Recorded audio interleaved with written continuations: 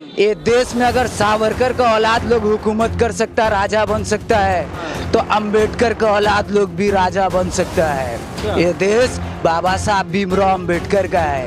ये देश नेताजी सुभाष चंद्र बोस का है।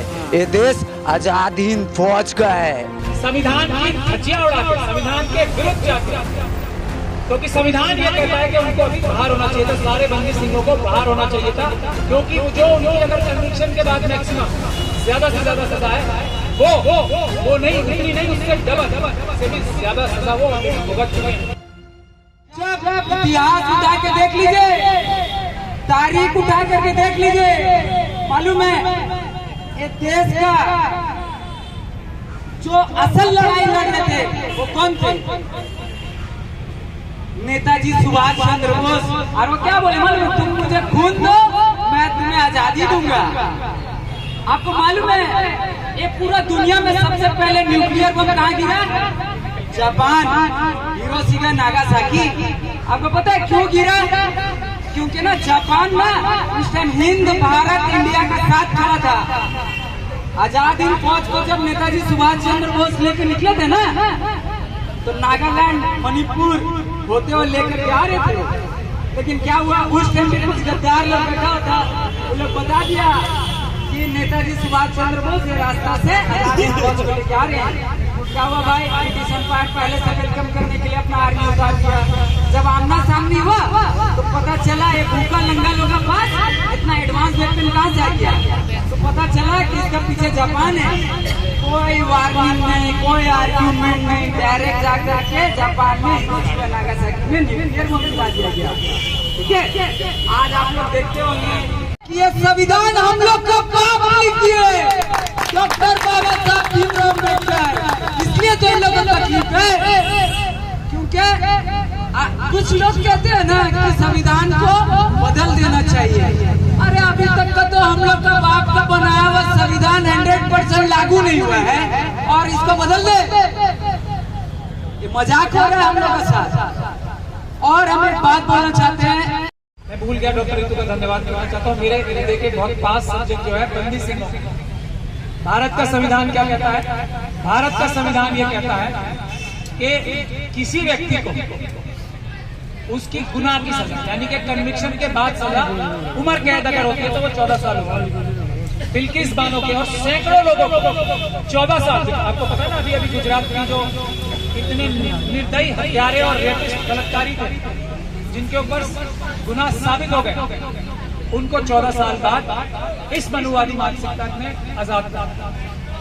अब एक तो भारत के संविधान में आर्टिकल 14 है कि अगर एक व्यक्ति के साथ एक जैसा व्यवहार होता है तो दूसरे के साथ भी वैसा ही व्यवहार होता है। बंदी सिंहों को, जिनके ऊपर ऐसा कोई अपराध साबित भी नहीं हुआ है, मैं भाई जो हमारे जत्थेदार जगतार सिंह हवारा जो है, उनका तो मैं वकील हूँ, तो मैं पूरे जिम्मेदारी के साथ ये बात कह सकता हूँ कि उनके ऊपर तो अभी तक जुर्म साबित भी नहीं हुआ है, क्योंकि उनकी अपील सुप्रीम कोर्ट में अभी पेंडिंग है।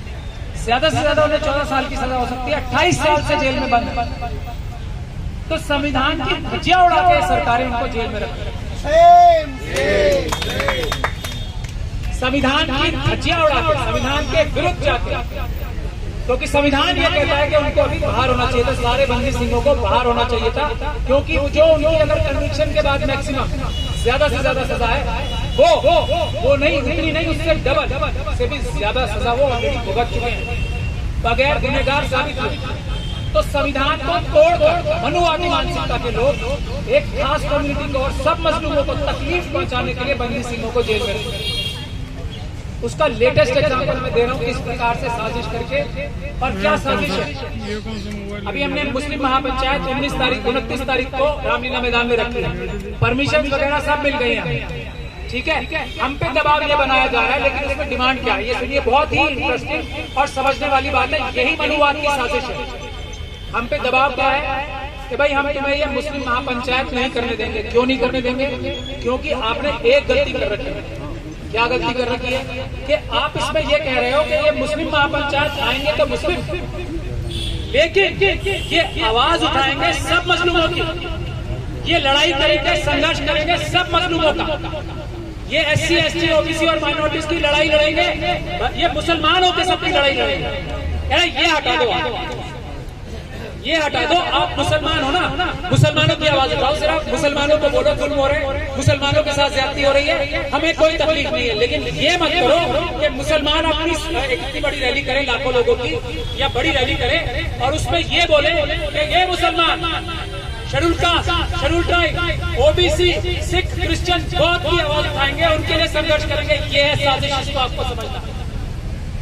तो वो कह रहे हैं कि हम आपको देख लो सुधर जाओ, अभी भी मुसलमानों की आवाज उठाओ, हमें कोई दिक्कत नहीं, हम आपकी मदद भी करेंगे, सबकी आवाज मत उठाओ। ये प्रेशर बनाया जा रहा है, ये है साजिश, क्योंकि वो जानते हैं जिस दिन मुस्लिम भाइयों ने SC ST OBC सिख भाइयों की, OBC भाइयों की आवाज उठानी शुरू कर दी, इनकी मनुवाद जो है मिट्टी में मिल जाएगा। जिस दिन ये मनुवादी मानसिकता मिट्टी में मिल जाएगी, जिस दिन हमारे शेड्यूल कास्ट भाइयों ने मुसलमानों की, सिखों की, क्रिश्चियंस की, बौद्ध की आवाज उठानी शुरू की, उस दिन मनुवाद कहाँ जाएगा? हवा में उड़ जाएगा।